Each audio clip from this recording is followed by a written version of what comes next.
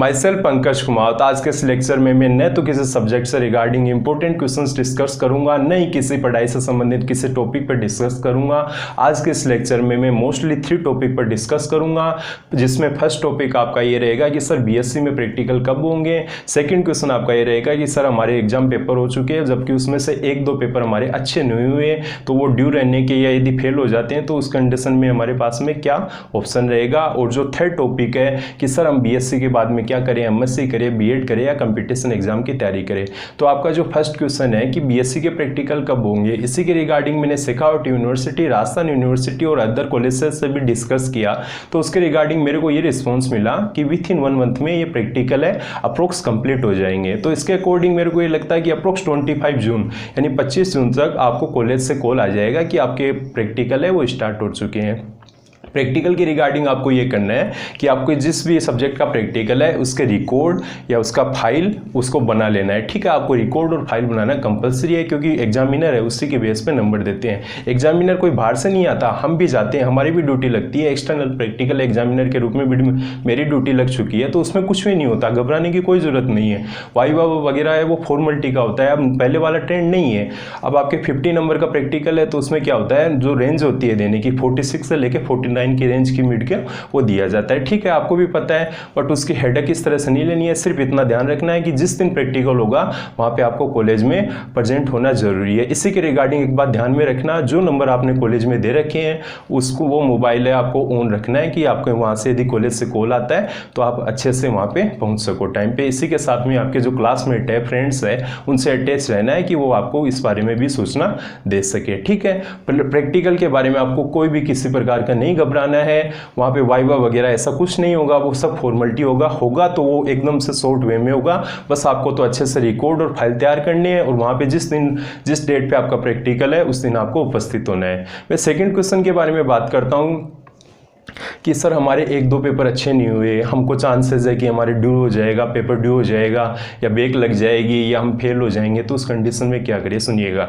देखो कईयों के ये लगता है कि मेरा एक पेपर ड्यू हो गया, मैं क्या करूं। वो क्या करते हैं, हेजिटेशन में उस माइंड को प्रेशर देके वो नेक्स्ट पेपर में और उसकी डिफिकल्टीज है वो उनके चांसेस बढ़ा रहे हैं। अभी फर्स्ट ईयर है, सेकेंड ईयर वाले क्या कर रहे हैं कि हमारा एक पेपर अच्छा नहीं हुआ, तो उसी का हम क्या माइंड को प्रेशर दे रहे हैं कि अब आगे क्या करें। ठीक है, जो हो गया उसमें आप अभी कुछ नहीं कर सकते, जो अभी रिमेनिंग है उसको आप अच्छे से कीजिए। अभी होगा क्या, चलिए मान लीजिए कि आपके 2 पेपर अच्छे से नहीं हुए, उस पेपर में बैक हो जाएगी, तो सुनना बैक का भी ऑप्शन है हमारे पास। क्या होगा, जिस तरह से मान लीजिए फर्स्ट ईयर में बैक आती है, फर्स्ट ईयर में 4 तक बैक आ सकती है। ठीक है, उसको बाद में क्या करेंगे, जब आप सेकेंड ईयर में एग्जाम फॉर्म भराओगे या इस समय जो बीएससी फर्स्ट ईयर का रिजल्ट आएगा उसके समय आपको रीचेक कराना है, या सेकेंड ईयर का रिजल्ट आएगा उस समय आपको रीचेक करवाना है। रीचेक के समय आपकी बैक है वो मोस्टली निकल जाती है, इनकेस नहीं निकल पाती है तो वो जो बीएससी सेकंड ईयर का फॉर्म भरोगे या जो बीएससी सेकंड ईयर में अभी है वो बीएससी फाइनल का भरेंगे, तो उस समय क्या होगा, उस फॉर्म को उसको दोबारा यानी उस सब्जेक्ट को उसमें चूज कर लिया जाएगा। मान लीजिए किसी के बोटनी सेकंड में बैक रह गई, ठीक है, तो वो बीएससी फाइनल ईयर, अभी मान लीजिए बीएससी सेकंड ईयर में है तो बीएससी फाइनल ईयर का फॉर्म भरते समय क्या होगा, उस सब्जेक्ट का नाम लिख दिया जाएगा और बीएससी फाइनल में उसकी एग्जाम लग जाएगी। ठीक है, अभी ये सबसे बड़ी चुनौती रहती है बीएससी फाइनल ईयर के साथ में। वो कहेंगे कि ठीक है सर इनका तो हो गया, हमारा क्या होगा, हमारे जिस तरह बैक लग गई, तो आपको क्या करना है, आपका यदि रिजल्ट आता है तो आपको रीचेक कराना है। जिस सब्जेक्ट में यदि बैक लग जाती है किसी सब्जेक्ट में तो आपको रीचेक कराना है। रीचेक करेंगे तो वो बैक है मोस्टली रिजोल्व हो जाता है, यानी बैक हट जाती है। ठीक है, यदि किसी कारण से बैक नहीं निकल पाती है तो बीएससी फाइनल ईयर वालों के लिए एक सुविधा है कि अप्रोक्स 2 मंथ आफ्टर, यानी जो रिजल्ट आता है आपका मेन रिजल्ट आता है उसके 2 या मोस्टली 3 मंथ्स, ठीक है, मैक्सिमम टू 3 मंथ्स, यानी 3 मंथ विथ इन 3 मंथ के अंदर है फॉर्म रिटर्न भरे जाते हैं। फॉर्म रिटर्न भरने का मीनिंग क्या है, ये निकलते हैं बीएससी फाइनल ईयर के लिए सप्लीमेंट्री के फॉर्म, यानी जिसकी 1-2 या 3 या 4 जिस तरह से बैक रह जाती है तो उनके क्या फिर फॉर्म निकलते हैं आफ्टर 3 मंथ्स के समथिंग। ठीक है, तो उसके रिगार्डिंग आप फॉर्म फिल कीजिए और उस समय अच्छे से थोड़ा पढ़ के और क्लियर कर लीजिए। ठीक है, यानी आपके जो बीएससी है इसको आप इजीली अच्छे से लोड मत लीजिए माइंड पे, अच्छे से आपको करना है। जिसके पेपर रिमेनिंग है बस आपको पेज अच्छे से पढ़ने हैं, कोई हेडेक मत लीजिए, क्योंकि जो कॉपी चेकर है वो मोस्टली कॉपी चेकर एग्जामिनर है, वो भी इंसान ही होता है। अरे हम भी करते हैं कॉपी को, एक बंडल के हमें 6,000 रुपये प्रोवाइड करवाए जाते हैं। ठीक है, उस बारे में आप कोई हेडेक मत लीजिए, अच्छे नंबर प्रोवाइड करवाते हैं। जो आपका थर्ड क्वेश्चन है थर्ड क्वेश्चन है कि सर हमारी बीएससी हो जाए उसके बाद में हम क्या करें। ये मोस्टली जो बीएससी फाइनल ईयर वाले हैं कि सर हमारी बीएससी हो गई, पेपर भी अच्छे हो गए, अब हमें क्या करना चाहिए। अब हमें 2-4 महीने वेट करके जिस तरह से क्या करेंगे, सितंबर अक्टूबर में एमएससी में एडमिशन करा लेंगे, 2-4 महीने मस्त आराम से मजे से रहते हैं। नहीं, आपको ऐसा नहीं करना है, आपको पहले सोचना है। देखो बीएससी करने के बाद में हमारे पास में मोस्टली 3 स्टेप रहते हैं, 3 चांसेस रहते हैं। क्या कर सकते हैं, एमएससी कर सकते हैं, बीएड कर सकते हैं, या किसी कंपटीशन एग्जाम की तैयारी कर सकते हैं। फर्स्टली मैं आता हूँ बीएड पे। देखो जो राजस्थान है, राजस्थान में यदि बीएड करना चाहते हो तो पीटीटी का फॉर्म आता है। पीटीटी यानी जो टीचिंग लाइन के रिगार्डिंग है उसमें जाते हैं, फॉर्म निकलता है। ये फॉर्म है, ये अभी निकल चुका है, अप्रोक्स 2 मंथ्स पहले बिफोर है, ये फॉर्म निकल चुका है। यानी यदि आप बीएड करना चाहते हैं तो आपको नेक्स्ट ईयर यानी अप्रोक्स आपको 10 मंथ्स का वेट करना पड़ेगा। ठीक है, तो यानी यदि आप बीएड करना चाहते हैं तो 10 मंथ्स का आपको वेट करना पड़ेगा। यदि आपने पीटीटी का फॉर्म भर दिया है फिर बीएड करना चाहते हैं तो कोई नहीं, अभी उसके जो यूट्यूब वगैरह पे कई चैनल चलते हैं या मार्केट से बुक ले आए, ये पीटीईटी की रिगार्डिंग बुक आती है, उससे तैयारी कीजिए। और आप पीटीईटी की एग्जाम लगती है, उसमें यदि पीटीईटी में आपके अच्छे नंबर आते हैं तो बीएड कॉलेज मिल जाएगी, बीएड कॉलेज मिल जाएगी, आपकी 2 साल में बीएड हो जाएगी। ठीक है, अभी मैं सेकंड स्टेप पे आता हूँ कि जो एमएससी की एमएससी कर ले। देखो एमएससी है, मोस्टली जिस तरह से मैं साइंस की बात करूँ, जूलॉजी से करते हो, बॉटनी से करते हो, केमिस्ट्री से करते हो, फिजिक्स से करते हो, मैथ से करते हो। ठीक है, ये अच्छे हैं, ठीक है, इन्हीं में भी अच्छा स्कोप रहता है, बट जो इन्हीं में भी अच्छा स्कोप रहता है। अब बात आती है कि सर हम कौन से करें। यदि हमारी चॉइस है कि हम एमएससी करना चाहते हैं तो एमएससी कौन सी कॉलेज से करें या कौन सी यूनिवर्सिटी से करें। तो सुनना, एमएससी है वो देखो आप नॉर्मली जिस तरह से आपने बीएससी की थी वो एमएससी वैसे प्राइवेट भी होती है, यानी आपकी चॉइस है, आप किसी भी कॉलेज से एडमिशन ले सकते हो। या आपकी एक अदर चॉइस ये रहती है कि आप राजस्थान यूनिवर्सिटी, मुझे शेखावाटी यूनिवर्सिटी का तो कंफर्म नहीं है, जब बल्कि जो राजस्थान यूनिवर्सिटी है वो एमएससी की एंट्रेंस एग्जाम निकालती है, एमएससी की एंट्रेंस एग्जाम निकालती है। उसके थ्रू क्या होते हैं, एग्जाम पेपर होते हैं। यदि उसमें आपकी अच्छी रैंक आती है, ठीक है, अच्छी रैंक आती है तो इसके रिगार्डिंग आपको एमएससी के लिए वहाँ पे कॉलेज मिल जाती है।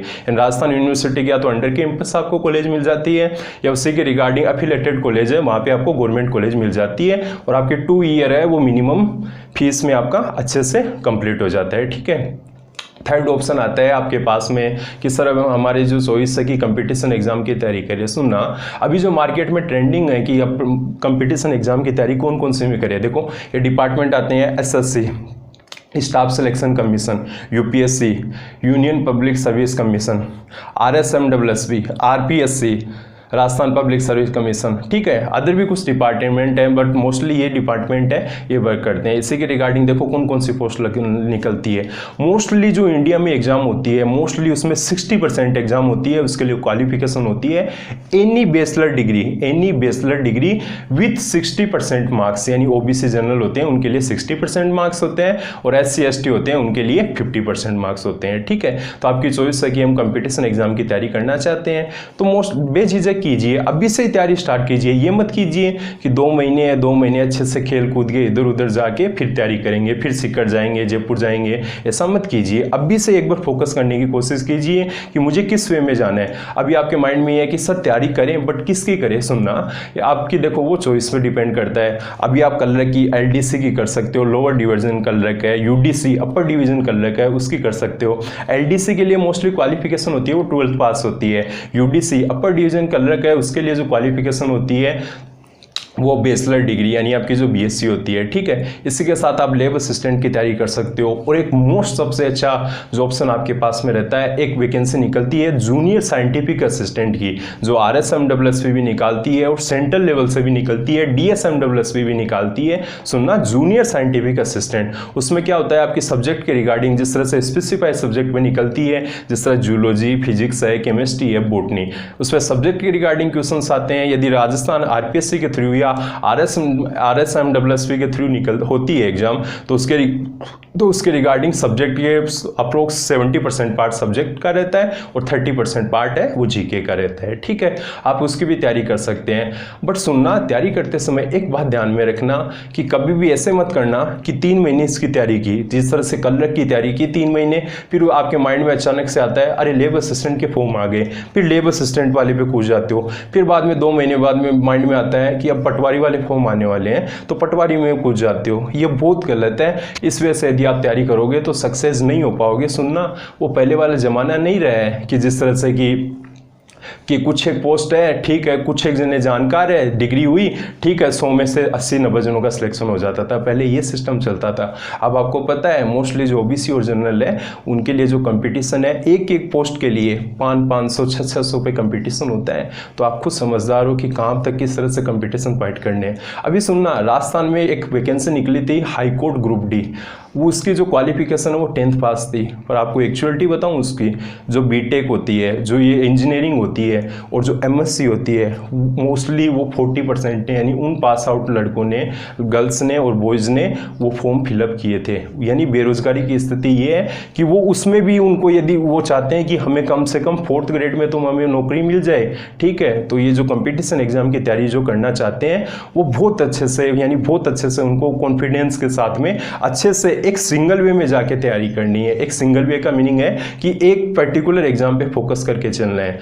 अभी माइंड में, अभी भी फिर भी आपके माइंड में यही आ रहा है कि सर क्यों ना हम 2-3 एग्जाम के साथ में तैयारी कर लेंगे, इसमें नहीं होंगे तो उसमें सिलेक्शन हो जाएगा, उसमें नहीं होंगे तो उसमें होगा। सुनना, अभी मैं देखो 2 में ही आपको कंपेयर करके बताता हूँ। मान लीजिए आपने एलडीसी और लेबर असिस्टेंट को, दोनों को चूज किया। सुनना, एलडीसी और लेबर असिस्टेंट को, ठीक है, इन दोनों में कॉमन क्या रहेगा, राजस्थान जीके है वो कॉमन रहेगा, यानी दोनों में आएगा, ठीक है। पर सुनना, लेबर असिस्टेंट है, उसकी जो पीसीबी है वो कहाँ से कवर करोगे आप, फिजिक्स, केमिस्ट्री और बायोलॉजी, ठीक है। जबकि इसमें क्या आएगा, एलडीसी वाले में क्या आता है मोस्टली, इसमें मैथ्स भी आएगी, रीजनिंग भी आएगी, हिंदी भी आएगी, अरे इंग्लिश भी आएगी। ये कहाँ से कवर होगे, तो आपको दोनों कवर करने पड़ेंगे। सुनना, 2 कवर करने पड़ेंगे। एलडीसी वाली एग्जाम या लेबर असिस्टेंट वाली एग्जाम होती है, उसमें ये थोड़ी होता है कि 50-60 हज़ार जने बैठते हैं, 10-10 लाख, 12-12 लाख जने बैठते हैं। तो आपका जो कंपटीशन है वो डबल हो जाएगा। सुनना, डबल हो जाएगा। तो क्यों इतना हेडेक लेते हो, सिंगल पर्टिकुलर वे पे कॉन्फिडेंस के साथ में एक किसी पर्टिकुलर एग्जाम की तैयारी करो, बहुत अच्छा होगा। वो आपके माइंड पे डिपेंड करता है कि आप किस वे में, किस तरह से जाना चाहते हो। आप नेट पे सर्च कीजिए, किसी कोचिंग्स वगैरह में जाइए। और हाँ, आपको एक बात और बताना चाहता हूँ, मेरा खुद का आइडिया है घुटा गोरजी में विथ इन 1 ईयर में कोचिंग खोलने का, ठीक है। यानी जो कोचिंग होगी, मैं कोचिंग इस तरह से नहीं, बहुत स्टैंडर्ड लेवल की, जिस तरह से सीकर और जयपुर में होती है, वहाँ से उस स्टैंडर्ड लेवल पे कोचिंग में खोलना चाहता हूँ, ठीक है। वो आगे का मेरा हेड ड्रीम्स है, उसके रिगार्डिंग में वर्क कर रहा हूँ। बट आपको अभी सजेशन यही करता हूँ कि आप कंपटीशन एग्जाम की यदि तैयारी करना चाहते हैं तो एक सिंगल वे में फुल कॉन्फिडेंस के साथ में किसी पर्टिकुलर वैकेंसी को चूज कीजिए, जिससे अपने करियर को अच्छे से बना सके, ठीक है। और हाँ, मैं आप सभी से सॉरी मांगता हूँ, क्योंकि आज क्या हुआ कि कुछ जो मेरी भी गवर्नमेंट जॉब लग गई थी, तो इसी के रिगार्डिंग रोज़ रिश्ते तो आते रहते हैं। बट आज क्या हुआ, एक जनों ने कहा कि हम आ ही रहे हैं, आज कंफर्म है, संडे को मेरा ऑफ रहता है, तो इसी के रिगार्डिंग उन्होंने कहा कि सर हम संडे को कंफर्म रूप से आ रहे हैं। तो उसी के रिगार्डिंग क्या हुआ कि मैं वहाँ सुबह थोड़ा लेट हो गया था, इसके कारण से मैं लाइव लेक्चर नहीं बना सका, ठीक है। और आप सभी को ये कहूँगा, मस्त रहो, खुश रहो, खाओ पियो, मस्त रहो। आपको लाइफ में सिर्फ 3 काम है, तब तक करने हैं जब तक जॉब नहीं लगे। मस्त खाओ, मस्त सो और मस्त पढ़ो। इन 3 कामों पे अच्छे से फोकस कर लेना। जब आपकी जॉब लग जाए फिर आपकी चॉइस है, जो भी करो मस्त रह के करो, कोई आपको रोकने टोकने वाला नहीं रहेगा। और गर्ल्स के लिए एक बात मोस्टली कहना चाहूँगा कि गर्ल्स, आप ये मोस्टली अभी भी अप्रोक्स 70% गर्ल्स के माइंड में यही है कि हमें बीएससी की डिग्री मिल गई है, यानी हमें एक तरह का मेरिट सर्टिफिकेट मिल गया है। मोस्टली यही मैंने देखा है, क्योंकि मेरे पास खुद उनके पास में ऐसे रिश्ते आते हैं कि हमारी लड़की बीएससी की हुई है, एमएससी की हुई है, ऐसे आते हैं। यानी जो आपकी बीएससी और एमएससी की डिग्री है उनको मेरिट सर्टिफिकेट के रूप में काम ले रहे हैं। ऐसे मत करो। ऐसे यदि करोगे ना तो किसी की गुलामी में रहोगे। ऐसा क्यों कर रहे हो? खुद अपने आप पे कॉन्फिडेंस है, आपके पास में भी वही माइंड पावर है, सेम माइंड पावर है, तो क्यों आप क्यों नहीं कर सकते? ठीक है, आपका ये बोलेंगे सर हमें तो हमारे घर वाले हैं, वो सीकर जयपुर है, वो नहीं भेज सकते। तो ज़रूरी थोड़ी है कि सीकर जयपुर जाने वालों का सिलेक्शन होता है। लाख वही सीकर और जयपुर जाने वालों की 0.1%, 0.5% उन्हीं का सिलेक्शन होता है, नहीं होता है सभी का सिलेक्शन। आप यदि चाहते हो तो घर पे आपके पास में मोस्टली सभी के पास में एंड्रॉयड फ़ोन है, वहाँ से भी क्लासेज वगैरह का आप एक ले सकते हो, वहाँ से अटेंड कर सकते हो। या जिस तरह से अभी तो हमारे गांव में भी कोचिंगें खुलने लग गई है, वहाँ से अटेंड कर सकते हो। या कोई अच्छे से कॉन्फिडेंस वैसे करना चाहते हो तो सीकर जयपुर भी जा सकता है, और हम भी 1 साल में खोल रहे हैं। तो आप ठीक है, बट मैं आपको यही सजेस्ट करूंगा, अभी आप जिस भी स्थिति में हो अभी से ही फोकस करना स्टार्ट कर दीजिए, नहीं कि टाइम को किसी भी वजह से वेस्ट कीजिएगा। ठीक है, क्योंकि मैंने अभी तक जितना देखा है मेरी लाइफ में यही देखा है कि time is the most precious things in the world, कि टाइम से कीमती कुछ भी नहीं है। ठीक है, ओके, मस्त रहिएगा, थैंक्स। अरे चट्टान पर भी यदि सिंह बैठ जाए ना तो वो जगह सिंहासन ही कहलाती है, इसलिए सिंहासन पाने की नहीं सिंह बनने की जिद रखो, फिर आप जहाँ भी बैठोगे ना वो जगह ही खुद न खुद सिंहासन बन जाएगी।